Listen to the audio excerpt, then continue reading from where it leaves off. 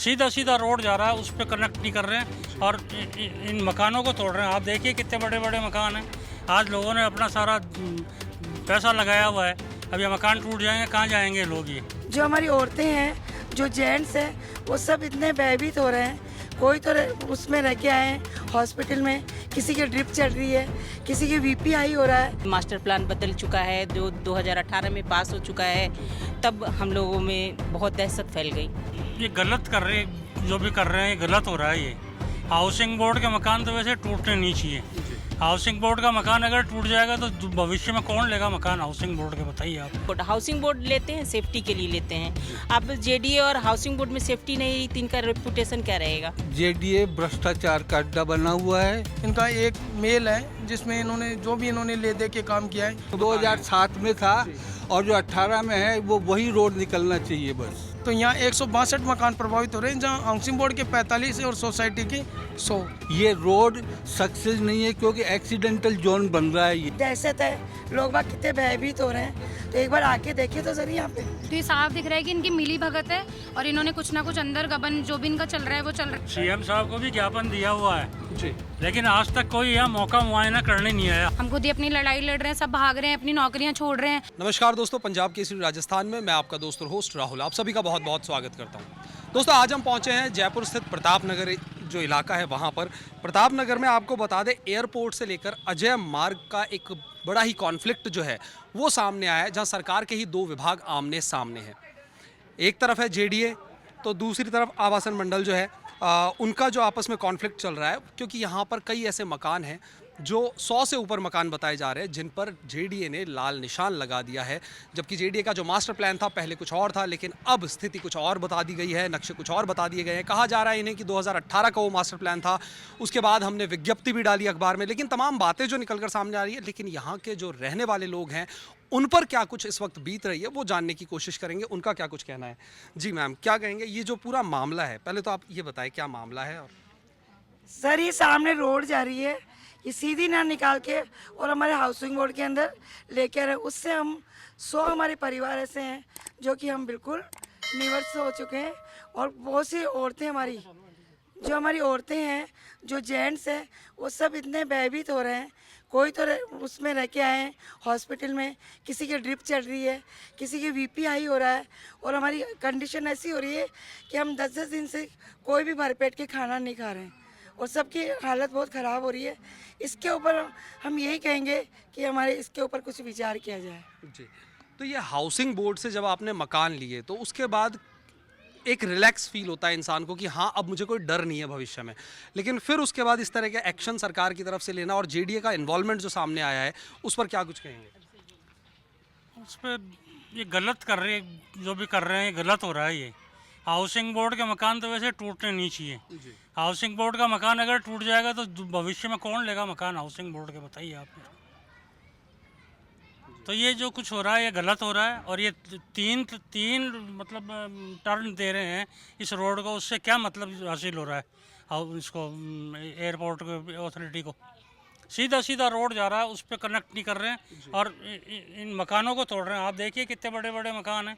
आज लोगों ने अपना सारा पैसा लगाया हुआ है, अब ये मकान टूट जाएंगे, कहाँ जाएंगे लोग? ये अब ज़्यादातर लोग यहाँ रिटायर्ड हैं जी।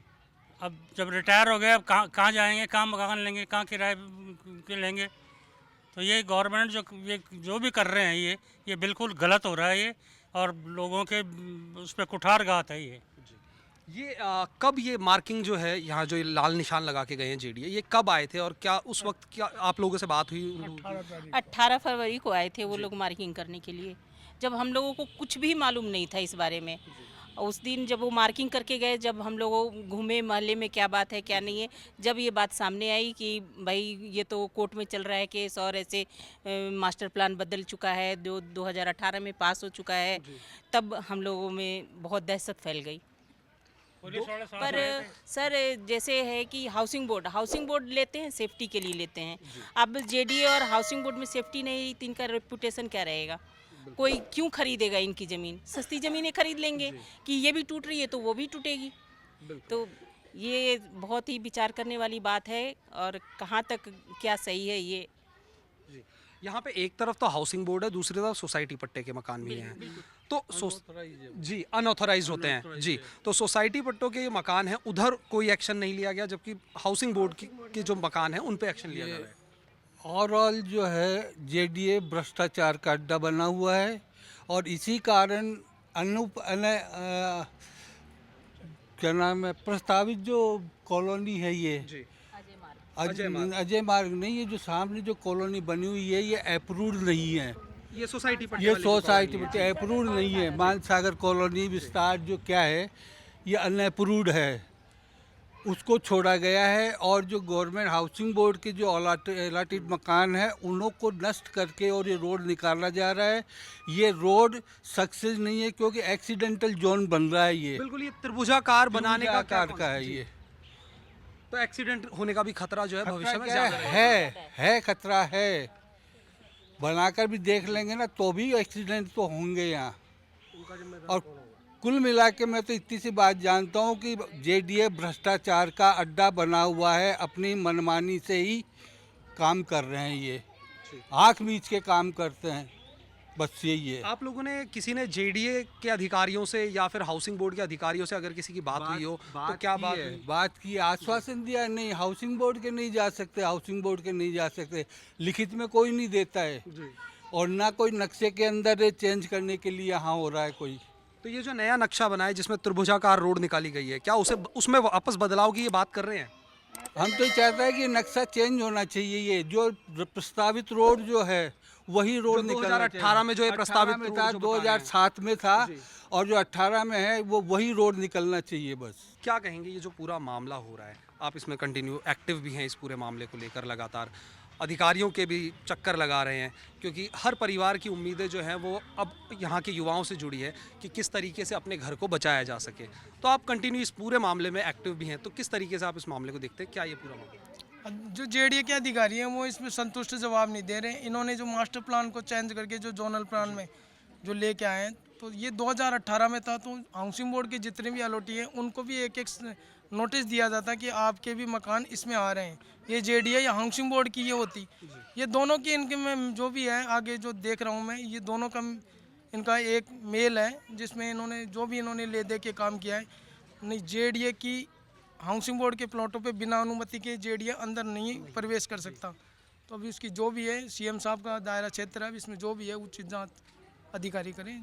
जब आप अधिकारियों के पास जाते हैं तो क्या उनकी तरफ से क्या जवाब मिलता है? उनकी तरफ से यही जवाब है, हाउसिंग बोर्ड के मकान नहीं टूटेंगे, नहीं टूटेंगे। नहीं टूटेंगे, कोई आश्वासन है। लेकिन जब तक हमारा ये जोनल प्लान चेंज नहीं होता, जो प्रस्तावित रोड थी वो नहीं आती, तब तक हम प्रयासरत हैं।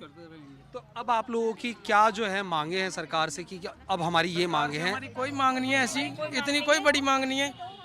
जो इसका जो सीधा रोड है जो चल रहा है और जिससे ही मतलब पॉइंट टू पॉइंट कनेक्टिविटी आती है, टोंक रोड पे जाम लगता है तो वो इधर से भी कनेक्ट हो सकता है, सीधा ये RUHS से जाता है ये रोड।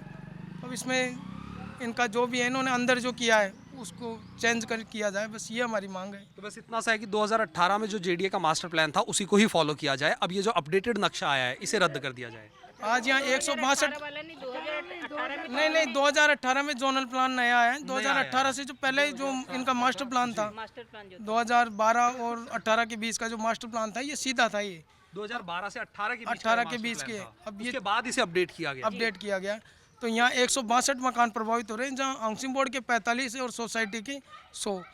उधर आज भी अगर देखा जाए कोई मौके पे आके अगर PT सर्वे करता है तो वहाँ जो भी इनकी सांठगांठ हुई है उनमें कोई 2-3 मकान एक्स्ट्रा बने हैं, लेकिन आज भी वहाँ एक एग्रीकल्चर लैंड खाली है। सभी को ये लग रहा था उसके ऊपर से सीधा रोड है जो RUHS को कनेक्ट करेगा सीधा चिलगढ़ी से।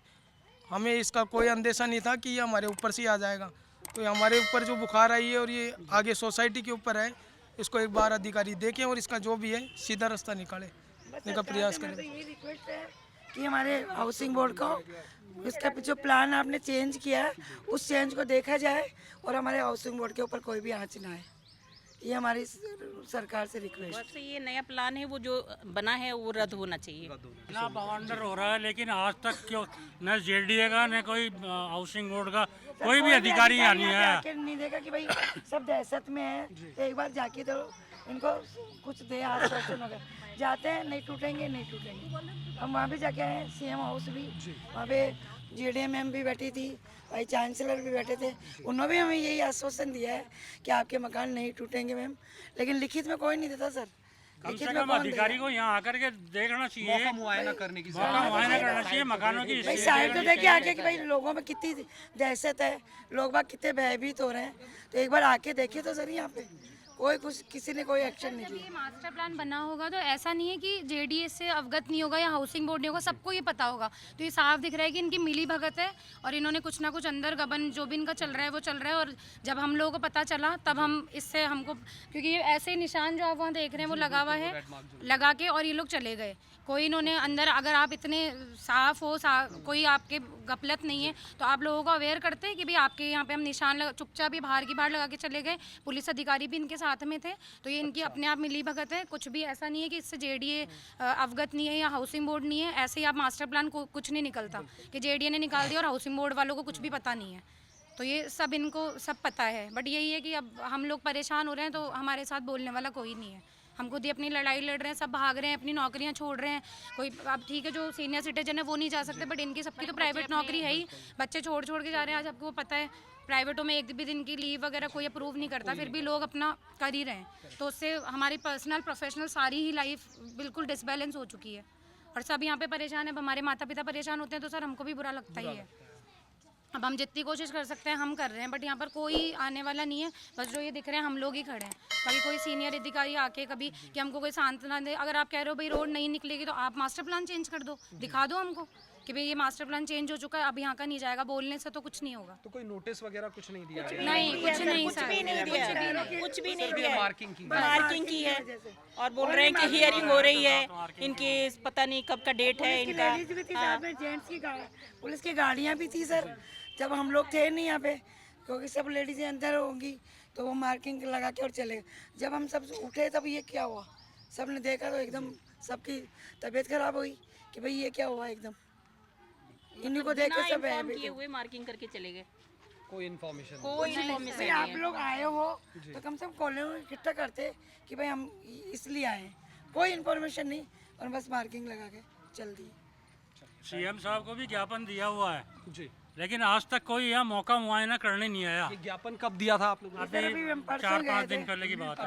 हम 19 को ही गए हैं सर। कल भी हमने वहाँ से सर 4 बार पहुँच चुकी है। आप क्या कह रहे हैं? कल भी हम CM कार्यालय में CMR गए थे, वहाँ प्रिंसिपल सेक्रेटरी को अवगत कराया था। CMO के नाम एक ज्ञापन था, तो उसमें ये कहा गया था कि जो इनका रोड मैप है उसे अलाइनमेंट को जो चेंज किया है उसको सुधारा जाए। तो उनको भी गलती का एहसास हो रहा है कि ये बिल्कुल गलती है, जब सीधा है तो उसे चेंजिंग क्यों की गई है। आज भी आप अगर मौके पे अधिकारी आके अगर वहाँ सर्वे करते हैं तो आज भी वहाँ इतनी ज़मीन खाली है, जितना नुकसान इधर से दिख रहा है इतना नुकसान उधर है नहीं अभी। तो जो इधर मुआवजा आप देते हो तो उनको दो ना मुआवजा, तो वो खुशी खुशी खाली करेंगे। हाउसिंग बोर्ड के 2 अधिकारी आए थे, एक का नाम था भगवान साहब और एक थे सुभाष जी। तो वो आए, नक्शा लेके आए और यहाँ पे वो टिक मार करके बस इनकी फ़ोटो खींच के और चले गए। उन्होंने कुछ भी नहीं कहा, वो बस यही कहा कि नहीं टूटेंगे आपके हाउसिंग बोर्ड के। वो दोनों अधिकारी आए थे हाउसिंग बोर्ड के, लेकिन उनकी तरफ से भी हम संतुष्ट नहीं थे। उन्होंने नक्शे में क्या किया क्या नहीं किया, वो एरो की बस फ़ोटो खींच के और चले गए।